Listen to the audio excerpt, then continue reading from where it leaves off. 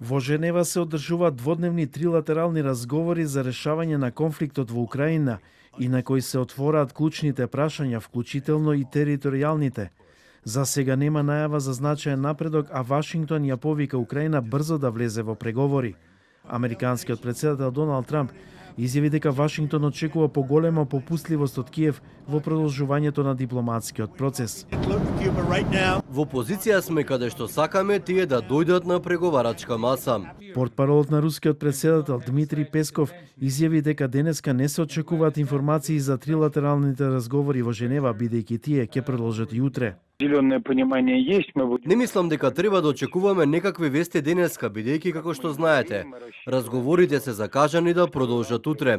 Нема најави или планови за ова прашање. Руската делегација во Женева е предводена од помошникот на председателот Владимир Медински, а во неа се и заменик министрот за надворешни работи Михаил Галузин и други високи функционери.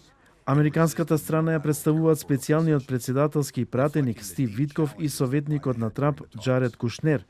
Од украинска страна делегацијата ја сочинуваат група високи функционери, вклучувајќи го и началникот на кабинетот на украинскиот председател Кирил Буданов. Украинскиот председател Володимир Зеленски вели дека Русија извршила масовен комбиниран напад за да нанесе максимална штета на енергетскиот сектор на Украина.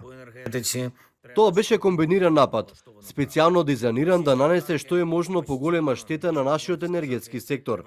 Користени се речиси 400 дронови и 29 ракети од различни видови, вклучувајќи и балистички. Разговорите во Женева се продолжение на претходните средби во Обединетите Арапски Емирати, на кои немаше напредок освен што беше договорена размена на заробеници.